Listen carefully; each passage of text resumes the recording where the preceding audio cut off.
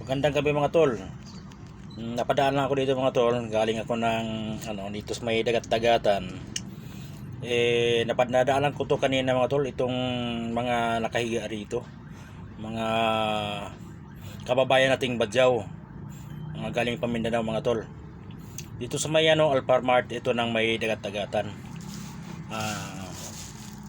Kung tutusin mga tol, ito talaga sila, ito talaga ang dapat ng pagkatuunan ng pansin at tulungan ng ating mga yung mga nakaupo o saan man lugar, yung mga barangay natin o yung mga matataas na may katungkulan. Oo. Kasi karamihan dito sa lugar dito mga tol, kung maniwala mo kayo hindi, kung kayo may mamasyal dito, ito talagang kantong ito papuntang boulevard na ito sa papuntang tulay ng pagitan ng dagat-dagatan at Bangkulasi. May tulay dito mga tol na karamihan nandito yung mga kababayan nating Badyaw. Yung iba dito nakikita ko nagkakadahiga lang dito sa may tulay. Ang inanaw ko rito mga tol, yung pag umulan. Oo, pag umulan mga tol, yung mga tao nito siguro mapapasa ito talaga sila. Kasi katulad ngayon walang mahihigaan na dapat nila na higaang maayos. Hanggang dito sa may mga tol, tatiyan ito yung nilalakaran ko na ito kasi gabi naman ngayon. Kaya medyo madilim. Halos di ko na nga makita yung ibang dito. Kanina marami dito Kaya hinahanap ko kung saan sila ngayon. Gabi na kasi.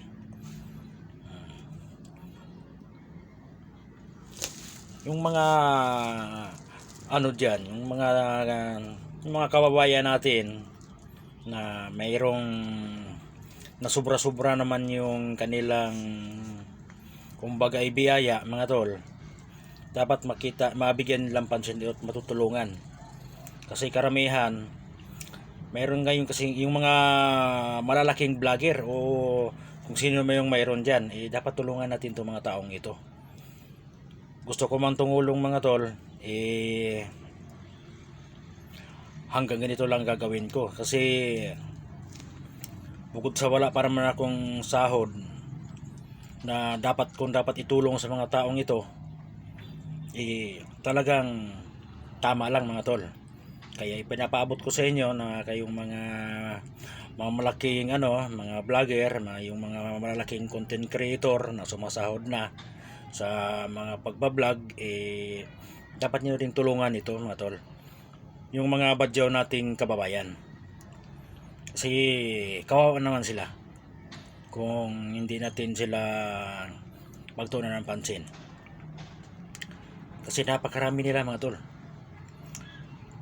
Napakarami mga taong ito na makikita mo na nasa jeep, yung iba mga bata, matanda nanghihingi ng kumbaga tulong. Nahingi silang tulong sa kapwa natin mga tol. Hindi naman siguro ibig sabihin limos ito. Dito mga tol, dito tumagal ako dito sa ito yung mga tao na ayan sa tulay mga tol. Tulay ito Ito na yung dulo ng tulay ng galing dagat-dagatan. Ayan. Meron nga dito mga tol lumapit sa akin. Isang na kailangan daw nilang trabaho. Yun nga, sabi ko sa kanila, mahirap kasi ngayon kung wala kang pinag-aralan, kasi kung pagdating sa trabaho, kung kailangan yung trabaho, wala tayong halos wala akong maitutulong sa kanila sa pagdating sa mga ganon. Lalo yung karamihan dito sa kanila mga elementary lang. Oo. Nandito sa Maynila, kaya siyempre magpapasko na mga tol, malapit ng Pasko. Nagsapalaran ito sila na kahit papaano kumita. Kaya itong lugar na ito mga tol, madilim talaga. napakadilim tong lugar na ito. Yung iba makikita mo, ayan, nakaupo sa tulay, may iba nakaupo doon, may nagdala silang banig. Itong kabila nito, yung pinakadulo nito mga tol, yung kung nakikita nyo na yan, yan yung dagat-dagatan, yung doon sa may ano yan, Tumana. Oo, Tumana yan mga tol, yung nakikita nyo na yan. Ayan, ganyan na yung oras na ito, mga, kung di ako nagkakamali, na sa mga alas 9 na ito ng gabi. Kasi nadaanan ko lang to kanina tol, mga tol, kaya nung pagbalik ko, ito lang nga sila. Dito pala sila napunta, yung ibang na ano, ay mga kababayan nating Badyaw. Kaya ayun, nagkikwentuhan, nag-uusap-usap, nagkipagkwentuhan sa akin tungkol nga sa kanilang hinaing na hindi ko naman matugunan, kundi ganito lang ginawa ko, binidyohan ko sila para at least marinig naman ng ating mga kababayan na marami rin talagang tao nga nandito sa Manila nga naghahanap ng trabaho. O kumbaga kinakapos mga tol. O kinakapos. Kaya ayan, nakita yung lugar na ito mga tol. Yung pinakadiretso na ito, nandyan nakatira sila, yung iba. Pero yung iba nasa tulay. Yung iba rito, kanina nakausap ko nangihingi sila ng tulong para magkaroon na sila ng ilaw at tubig. Sabi ko sa kanila, napakaliit na vlogger ko lang.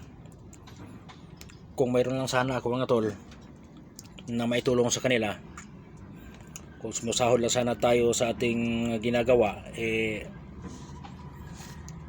kaya natin silang tulungan kahit paunti-unti. Kaso lang wala pa mga tol, wala pa tayong hindi pa tayo kumikita kumbaga. Hindi pa tayo kumikita sa ganitong mga pamamaraan, yung pagbablog at pagkipag-usap dito sa mga tao na nangihingi ng tulong mga tol. Kaya sana naman kayong mga nakakaluwag o ano pa mang mga yung sobrang biyaya mga tol, tulungan niyo ang mga taong ito. Wala man akong ibang maitulong sa kanila, kundi ako na lang mismo magpaparating sa inyo, sa mga malalaki nating mga vlogger, yung mga dito sa Luzon. Kasi mga tol, marami na tayong vlogger dito na sumikat na. Kaya hintayin natin silang tumulong.